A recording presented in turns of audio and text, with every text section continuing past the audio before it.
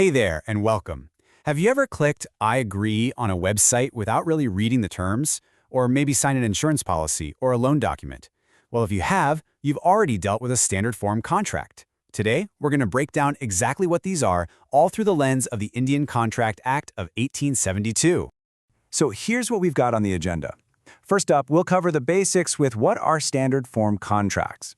Then, we're going to get into a really important legal idea, the Contra Proferentem rule. After that, we'll see how the Indian Contract Act itself provides statutory control.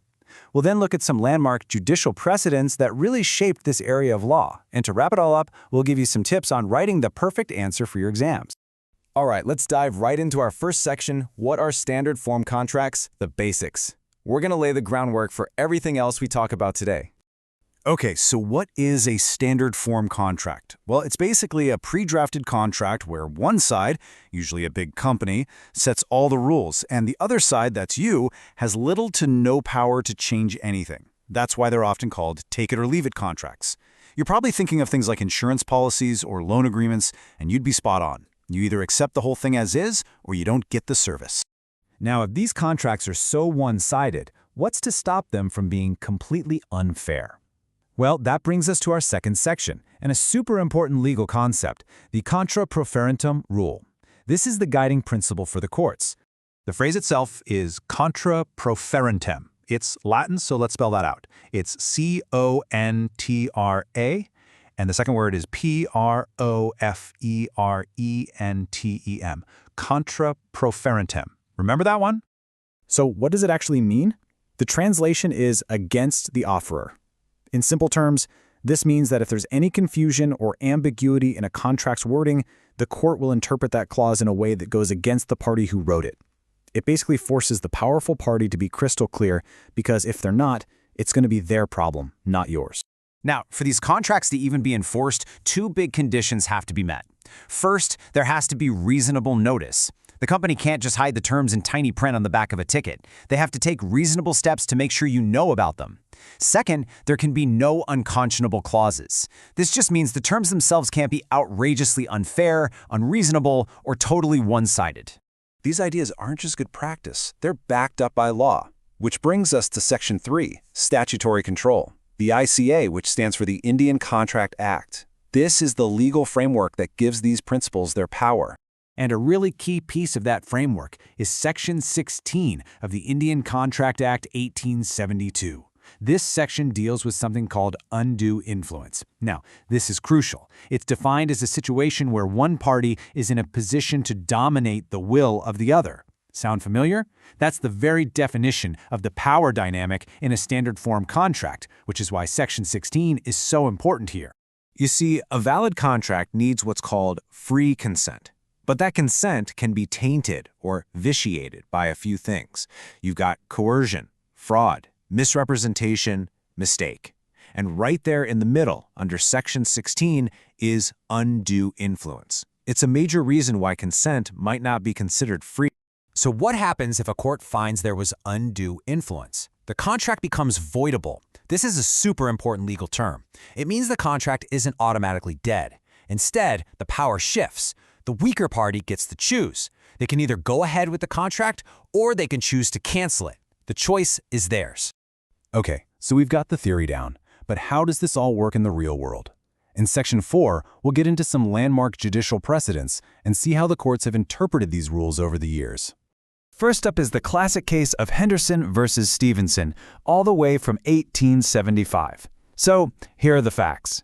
A passenger gets a ferry ticket. Now, in the back of this ticket are some terms and conditions, but the passenger never saw them. The front of the ticket didn't mention them at all. So the big question for the court, the issue, was this.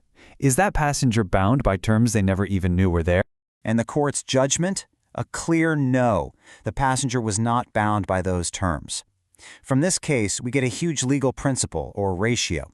Reasonable and sufficient notice of the terms must be given. Just printing them on the back of a ticket without any heads up on the front simply isn't good enough.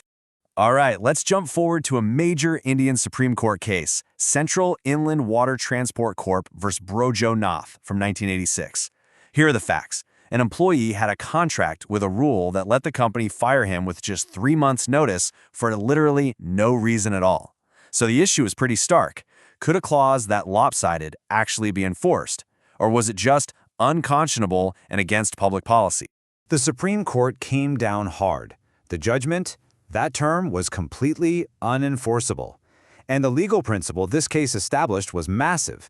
It said that courts have the power to strike down contract terms that are unfair, unreasonable, and violate public policy, as laid out in Section 23 of the Act. The court called this kind of power imbalance contractual tyranny, and this ruling gave them a way to fight it. Okay, for our last section, let's bring it all home. Section 5 is all about writing the perfect answer and how you can apply everything we've talked about, especially in an exam. Let's just quickly look at the difference between a fair term and an unconscionable term. A clause that limits liability for a minor shipping delay? Probably fair. But a clause giving a company the absolute right to terminate a contract for no reason? Well, as we just saw in the Brojo-Nath case, that's unconscionable. A standard interest rate on a loan? Fair. But a clause with an insanely high penalty for a tiny little mistake? Unconscionable. It's all about knowing where that line is. And here's a little exam tip for you. Always use the IRAC formula. It's a lifesaver. First, identify the issue. What's the legal question here? Second, state the rule. This is where you bring in Contra Proferentem, Section 16, and cases like Henderson. Third, apply those rules directly to the facts of the problem you've been given. And finally, conclude by giving a clear, direct answer to the issue. Just remember, issue, rule, apply, conclude. It'll keep your answer structured and on point. All right, let's do a super quick revision. Here's what you need to remember. Standard form contracts, or SFCs, are take it or leave it. Any ambiguity is read against the person who wrote it, that's contra proferentem. Reasonable notice is absolutely essential. Unconscionable terms can get thrown out by a court. A key law is Section 16 on undue influence, and contracts affected by it are often voidable. And your key cases are Henderson for the notice issue and Central Inland for the unfairness issue. Got it?